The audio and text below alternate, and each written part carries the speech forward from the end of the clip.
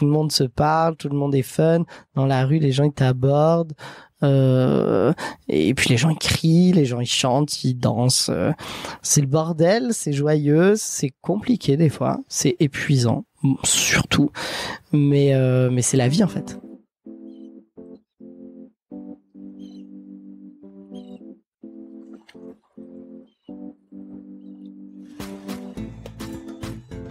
Vous écoutez Marseille Créative, je suis Clémentine Roux, votre hôte. Dans ce podcast, découvrez les histoires d'artistes, d'artisans, de chefs, de designers, mais pas que. Vous entendrez des personnes engagées, marseillaises d'origine ou d'adoption, connues ou moins connues, qui font bouger Marseille grâce à leurs mains, leurs yeux et leur cœur. Bienvenue dans Marseille Créative, le podcast qui met en lumière les créatives et les créatifs marseillais.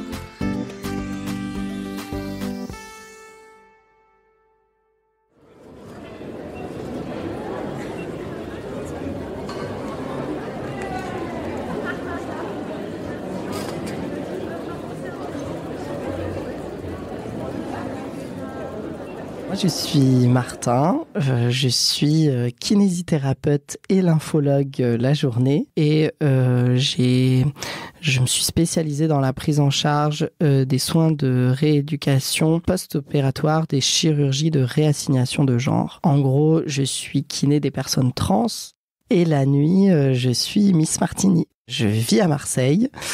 Et dernier fait important, j'ai été la première drag queen du monde et de l'univers à porter la flamme olympique. J'ai grandi exactement ici où on est, c'est-à-dire à La Plaine, au cours Julien. Et ça a toujours été génial parce que c'est un quartier de créateurs, c'est un quartier d'art. Miss Martini, c'est la personne la plus superficielle qu'est Martin.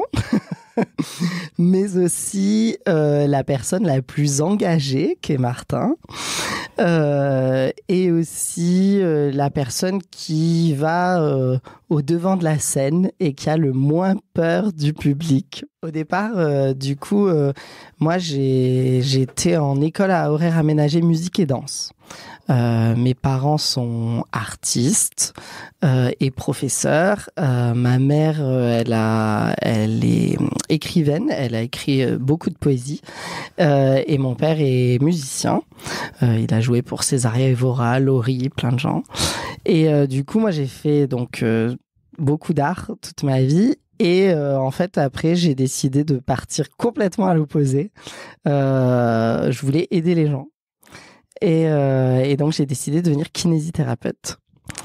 Et de là, je me suis vite rendu compte que kinésithérapeute, il y avait plein de trucs qui me plaisaient pas du tout dedans.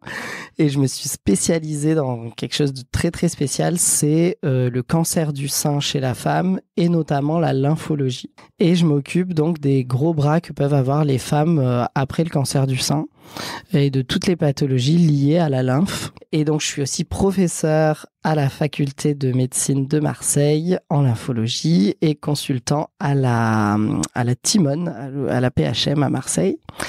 Et la nuit, du coup, je suis Miss Martini, drag queen. Comment et quand est-ce que tu es devenue Miss Martini ? Après mes études et après avoir pas mal travaillé et fait ce que j'adore en tant que kinésithérapeute, il me manquait quelque chose, c'était une partie artistique, peut-être des paillettes dans ma vie, quelque chose qui bouge. Et du coup, le drag, c'était quelque chose de nouveau. Je venais de découvrir ça en voyageant, mais aussi via Netflix grâce à RuPaul Drag Race. C'était vraiment le début des drag queens à Marseille. Il y en avait 2 à l'époque. Et elles étaient là que à 1h du matin. Et du coup, je me suis dit, mais en fait, j'adore le drag. Et clairement, par contre, moi, je veux pas être une créature de la nuit qui apparaît qu'à 1h du matin. Moi, l'art, ça coule dans mes veines, j'ai l'habitude et je veux faire ça à 20h en prime time devant tout le monde. Quelle est ta spécialité drague? Miss Martini a mis beaucoup de temps à naître quand même, hein, parce qu'il y a eu plein de hauts, de bas, de oh là là, mon make-up est horrible, de je ressemble à rien, je vais m'appeler comme ça. Au début, je m'appelais Belle de jour et puis finalement, ça n'allait pas. Du coup, Miss Martini, je voulais que ça peps. Le martini est peut-être aussi mon alcool préféré. Et puis aussi, Martin, tu rajoutes un i et ça devient martini. Et ça n'a pas de genre, le martini, féminin ou masculin. Puis Miss pour donner un peu de classe à tout ça. Et moi, j'adore danser, j'adore bouger. Je suis très... Les drag queens à Paris, elles disent que je suis la drag queen épileptique. Je dirais plutôt que je suis une dancing queen. Mais en plus de danser, j'adore créer des spectacles. Et c'est ce que je fais au cabaret L'Étoile Bleue. J'ai une mensuelle. Et donc, Miss Martini est aussi réalisatrice et productrice et metteuse en scène de spectacles. Le cabaret théâtre L'Étoile Bleue, c'était... alors, ça a été un théâtre, ça a été un cinéma. C'est un très beau lieu, c'est vraiment un magnifique écrin. Et c'est mon ami Manoa Michelot qui en est le directeur artistique. Je lui ai dit, écoute, moi je fais du drag, est-ce que ça te dirait que je fasse des shows chez toi? Il était un peu dubitatif, il connaissait pas vraiment, et puis il m'a dit, allez, lance-toi. Je me suis lancée, je faisais jusqu'à présent des shows dans des bars, des shows qui étaient très appréciés, hein. À la Place des Canailles, on avait entre 200 et 700 spectateurs et spectatrices. Et le cabaret peut accueillir environ entre 150 et 200 personnes. Et du coup, dans le cabaret, on peut pas faire un show pareil que dans un bar. Donc, il faut un show qui soit créé, qui soit réfléchi, qui soit bien imaginé. Donc, j'ai créé mon show qui est un mélange d'art, beaucoup d'art, de représentation de mes valeurs et des valeurs de la communauté LGBTQIA+.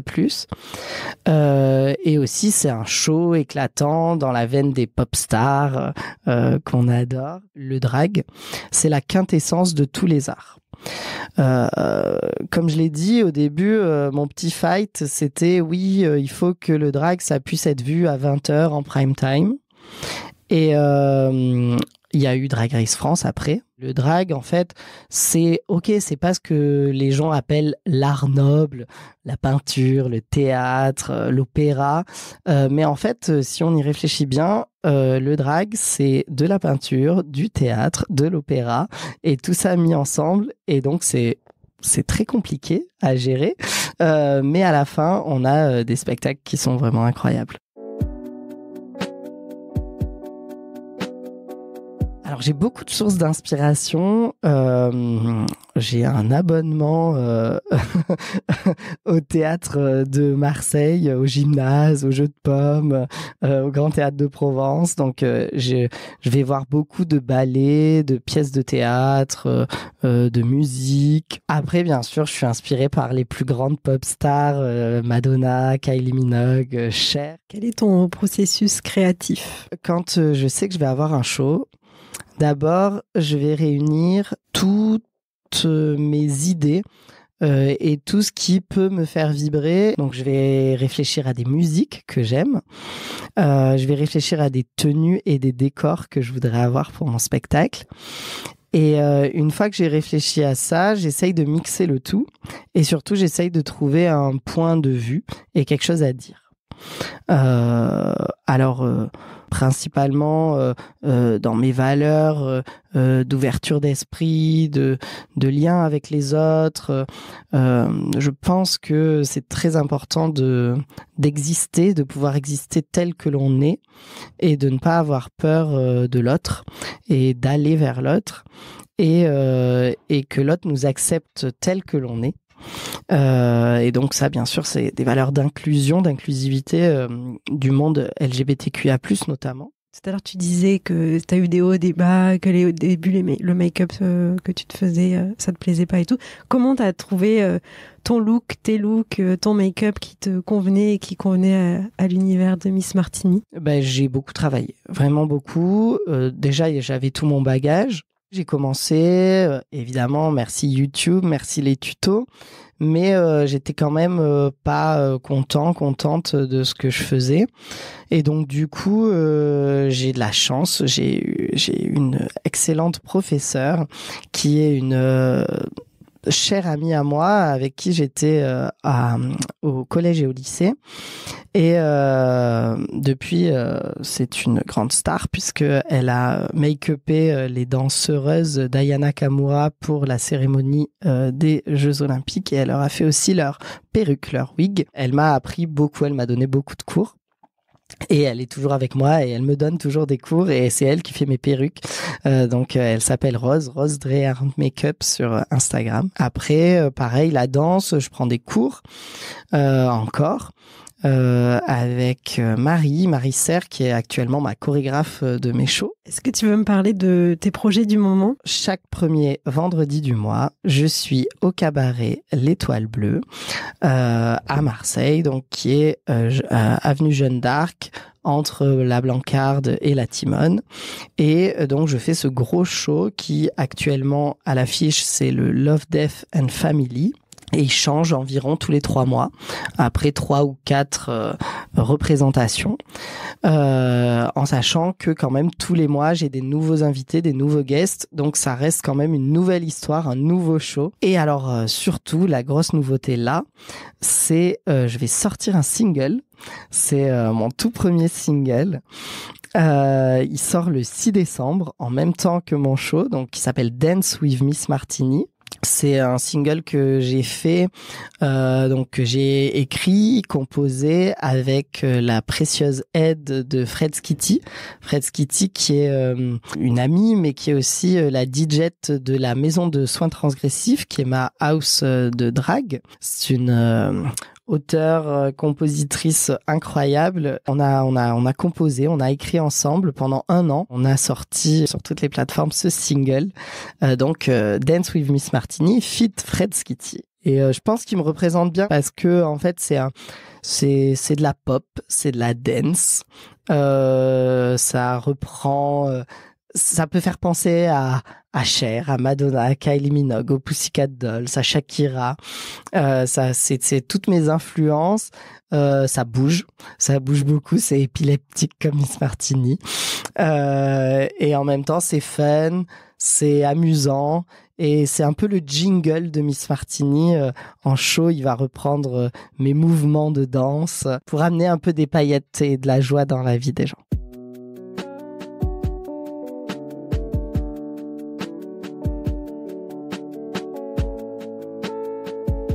La Maison des Soins Transgressifs, c'est la première association de drague à Marseille. Quand je l'ai créée avec d'autres drag queens, eh bien, à l'époque, il y avait, comme je disais, que 2 drag queens à Marseille. Et quand on l'a créé, on avait donc cette volonté que le drag, ça soit quelque chose d'officiel, en fait, que ça puisse être une association et qu'on puisse performer donc à n'importe quelle heure, et qu'on puisse créer nos costumes, faire des shows, parler de nos valeurs et occuper l'espace scénique autant que tous les autres types d'art. Maintenant, le but, c'est vraiment que chaque drag puisse exister en tant que tel, et que la MST puisse les accompagner dans leurs projets, et on performe ensemble quand on le peut. Alors pourquoi ça s'appelle Maison des Soins ? Alors ça n'a rien à voir avec mon métier de kiné. Ça s'appelle Maison de Soins Transgressifs parce que l'idée, c'est de soigner les gens qui en ont besoin et qui pensent que être transgressif, c'est une mauvaise chose. Alors le terme soin est peut-être un peu fort, mais je pense qu'il est important. Moi, je suis vraiment pour l'ouverture d'esprit. J'aime pas... et ça m'a été reproché, mais je le revendique. J'aime pas cette idée d'être renfermé uniquement dans ma communauté LGBTQIA+. Je pense que aller voir l'extérieur, aller voir les gens qui peuvent dire du mal de nous, aller voir les gens qui ne savent pas, qui ne connaissent pas, qui ont des a priori. C'est ça qui fait qu'on va mieux évoluer dans notre monde. Je pense que c'est l'ignorance qui entraîne la peur et qui amène à la haine à la fin. Et j'ai pas peur d'aller voir les gens et de leur dire ok, tu crois que c'est pas cool ce que je fais, tu penses que je suis bizarre, tu peux même penser que je suis déviant, viens voir en fait ce que je fais. Miss Martini, elle danse, elle chante, elle fait de l'art, elle crée plein de choses et je pense que tout passe mieux avec l'art.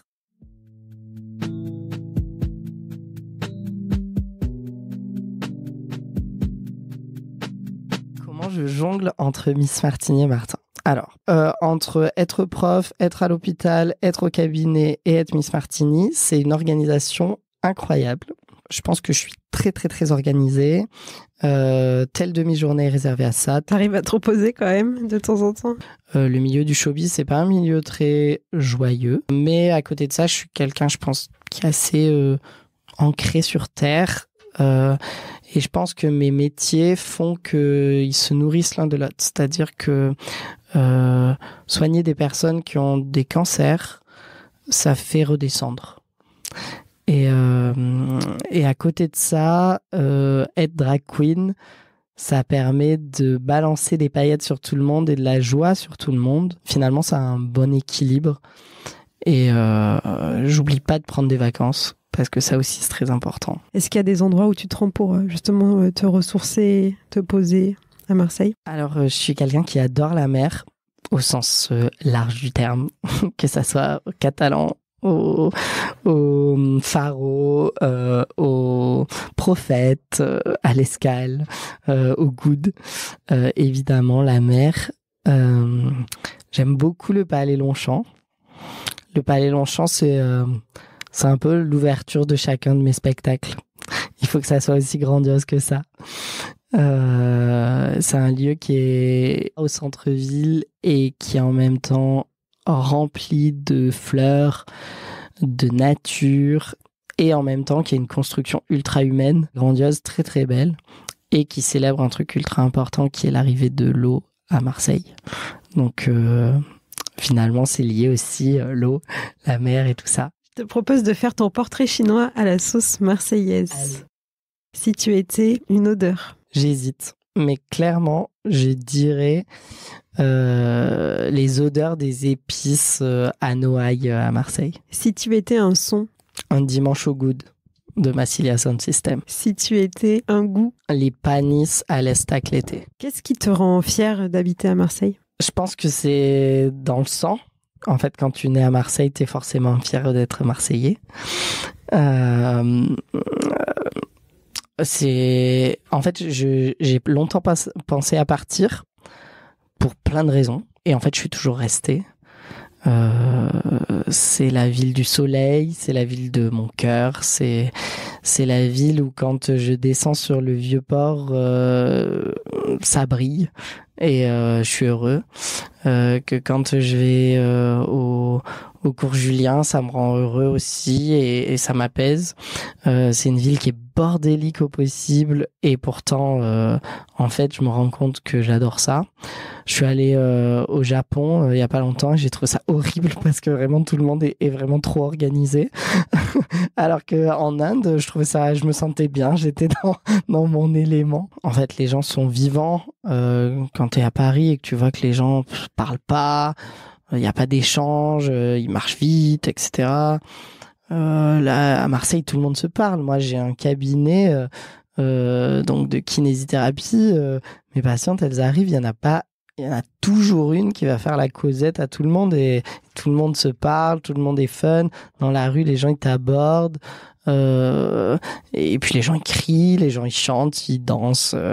C'est le bordel, c'est joyeux, c'est compliqué des fois, c'est épuisant surtout, mais c'est la vie en fait. Qu'est-ce qui te révolte au contraire? Ce qui est dur avec Marseille, c'est un peu cette incivilité. Je suis fatigué de voir des milliards de trucs cassés, non fonctionnelles. Je suis fatiguée aussi qu'on ne fasse rien pour subvenir aux besoins des gens. C'est-à-dire, on a besoin de transports en commun qui soient fonctionnels et qui soient bien pensés. C'est pas le cas actuellement. On a besoin d'ascenseurs qui soient mis en marche dans les métros pour que des personnes handicapées ou qui ont plus de mal à se déplacer puissent aller dans le métro. Et parallèlement à ça, je comprends aussi les pouvoirs publics parce que d'un autre côté, il va y avoir plein de gens qui vont dégrader direct l'ascenseur et qu'on va devoir le fermer. Donc c'est toute la complexité de la chose, l'incivilité d'un côté et les pouvoirs publics qui ne font pas tout ce qu'il faut pour que Marseille soit une ville de son ampleur en fait.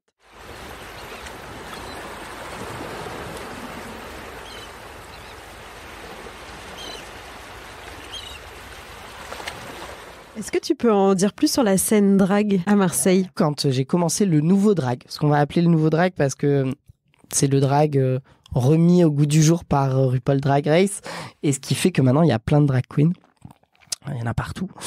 Je dirais que la scène marseillaise actuellement, elle doit compter une 50aine de drags. Et si on va un peu plus loin avec Aix et tout ça, on peut aller jusqu'à presque une 100aine. Donc, waouh. Mais quand on est arrivé, quand je suis arrivé, vraiment, les deux seuls qu'on voyait, c'était Mimi Pushup et Adina Karacha, qui avaient le courage de performer dans un monde qui n'était pas, qui ne voulait pas encore des drags. Et elles performaient plutôt la nuit. Et c'est ça un peu qu'on a chamboulé quand on est arrivé et que je voulais absolument que j'ai chamboulé. C'est OK, on va jouer à 20h en prime time.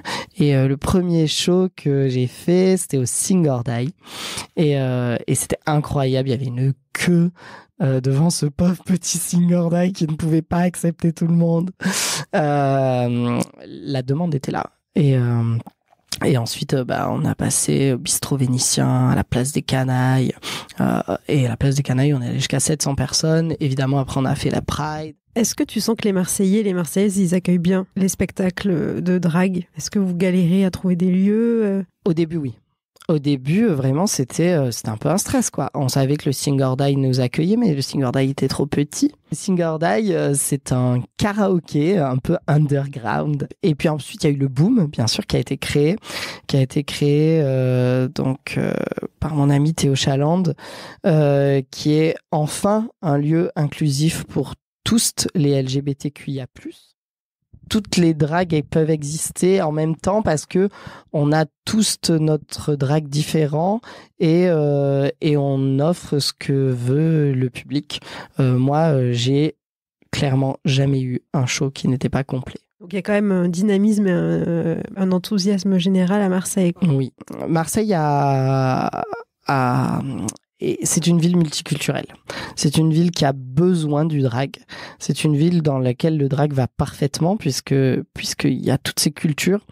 C'est une ville qui est aussi très fracturée. Et c'est aussi un peu ce qu'il y a malheureusement aussi dans le milieu drag. On n'a pas tous la même vision. Et malheureusement, des fois, ça entraîne des différences et des clashs qui pour moi je pense devraient être évités parce que en fait on a finalement à la fin on a tous les mêmes idées, c'est juste la manière de les exprimer qui est pas exactement la même et on a tellement d'ennemis en commun de gens qui ne veulent pas qu'on existe en fait et c'est plutôt contre ces personnes-là qu'il faudrait qu'on se fight plutôt qu'entre nous. Je peux entendre qu'il y ait ce besoin pour certaines dragues et je le comprends très très bien que performer que pour des gens LGBTQIA+, ça soit le truc le plus important pour faire vivre la commu, etc. Et je suis d'accord, et je le fais aussi. Mais je pense qu'il faut aussi aller voir l'extérieur, et c'est comme ça qu'on avancera, en fait. Est-ce que tu as un message à faire passer aux auditeurs et auditrices de ce podcast ? Même si c'est dur, même si c'est pas facile, même si dans la vie on est fatigué par notre travail, par toutes ces nouvelles, il faut pas direct aller au fight ou direct aller à la confrontation. Même si on n'est pas d'accord, il faut essayer de se comprendre et d'aller vers l'autre. C'est important. N'hésitez pas à aller voir des drag shows parce que les drags actuellement n'ont pas assez d'argent pour vivre du drag parce que ce n'est pas reconnu encore. Il n'y a aucun... J'ai cherché partout et il y a vraiment pas de fonds qui sont présents pour subventionner les drags, pour subventionner les drag shows. On subventionne le théâtre, on subventionne le cinéma, on subventionne plein de trucs, mais pas le drag. Or, le drag, comme je disais, c'est la quintessence de tous les arts, donc il faut pas hésiter. Il faut donner des tips aux drags, il faut aller voir leurs shows, et surtout, vous allez passer un moment incroyable. Donc, il faut venir s'amuser, faire la fête, et même pas forcément faire la fête. Des fois, on peut juste venir s'asseoir et apprendre. Et c'est ça qui est beau dans le drag, c'est qu'on peut faire tout en même temps. Où est-ce qu'on peut suivre tes actualités ? On peut suivre mes actualités sur mon compte Instagram, donc Miss Martini Queen, ou sur la maison de soins transgressifs, mst.drag sur Instagram, bien sûr évidemment sur Facebook, Miss Martini, et la maison de soins transgressifs. On a aussi un site internet, mst-drag, je crois. Et puis bientôt, vous pourrez aller sur toutes les plateformes et taper Miss Martini ou Dance with Miss Martini pour me retrouver.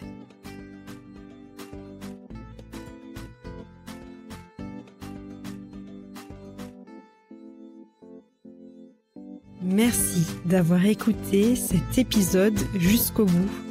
N'hésitez pas à le partager autour de vous et à mettre 5 étoiles sur Spotify et Apple Podcasts. D'avance, un grand merci pour votre soutien et je vous donne rendez-vous dans 15 jours pour un nouveau portrait marseillais. À bientôt!